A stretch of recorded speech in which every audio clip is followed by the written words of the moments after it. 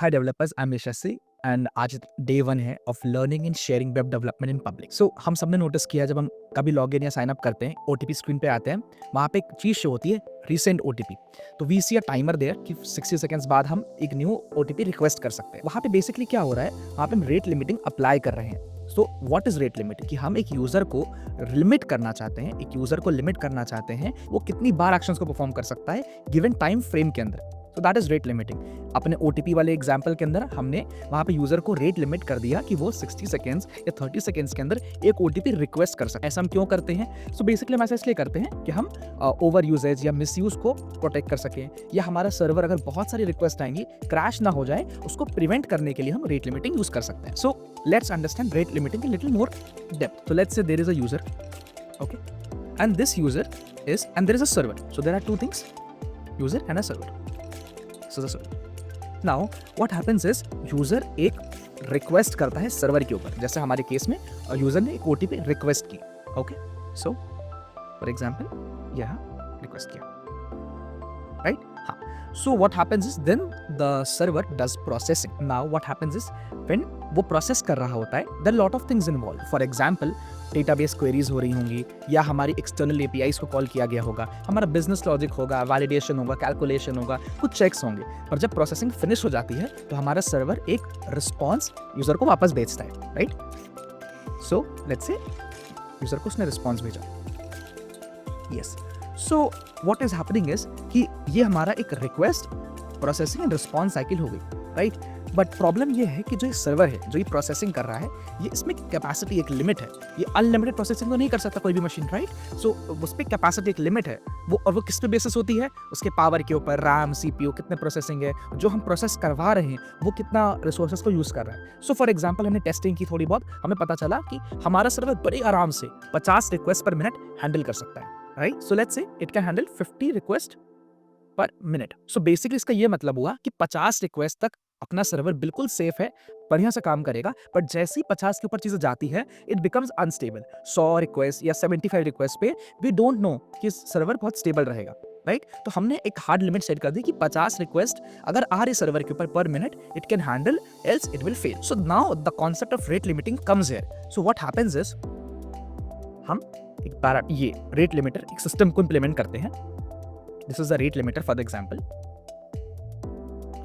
सो अपने एग्जाम्पल में it is like a middleware. So क्या होता है कि जब यूजर अब रिक्वेस्ट कर रहा है कोई चीज को, तो पहले वो सर्वर पे हिट नहीं करेगा, वो पहले जाके मिडलवेयर पे जाएगा, हमारे रेट लिमिटर के मिडलवेयर पे।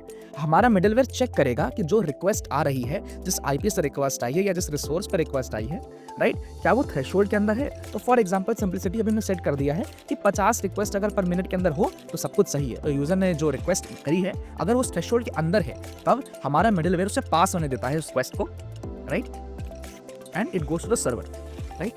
But now let's say there are multiple users. Let's say there are multiple users.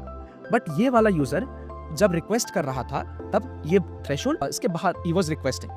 So for example he makes a request, right?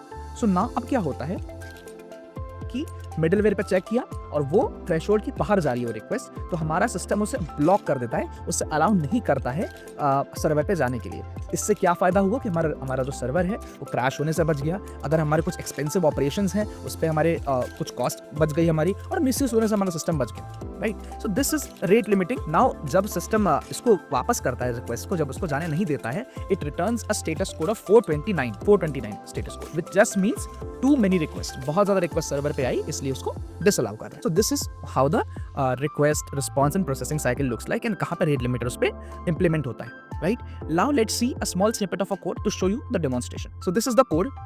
It's an Express server, right? Let's first see how it works, then we'll go to the coding detail, right? I'll go to the Postman. हमारा server live है. It's live on 3000 port, correct? Now, so whenever we hit this, okay, we do a get request and we send this, we get a OTP, right?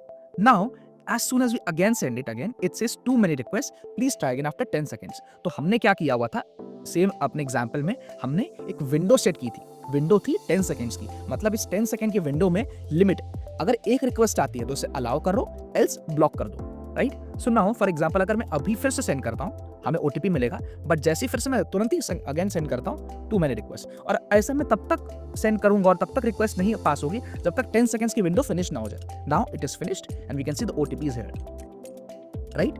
Also we can see some headers as well. Headers हम देख सकते हैं, जैसे rate limit remaining, कितने remaining request बचे हुए हैं, then after how many seconds या how many time after this will be reset. So this is the complete headers and the system. Also you can see the 429 too many requests is being sent. अगर मैं send करता हूँ अभी तो 200 आ गया, okay, and जैसे ही मैंने rate limit hit हुआ it says 429 too many request. Now let's go to the code.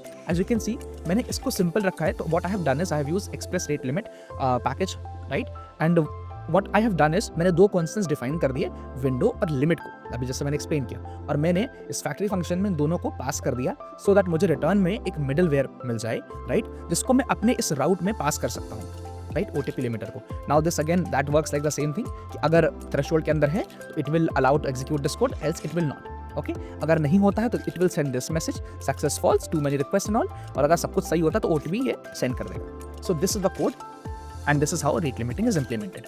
Thank you.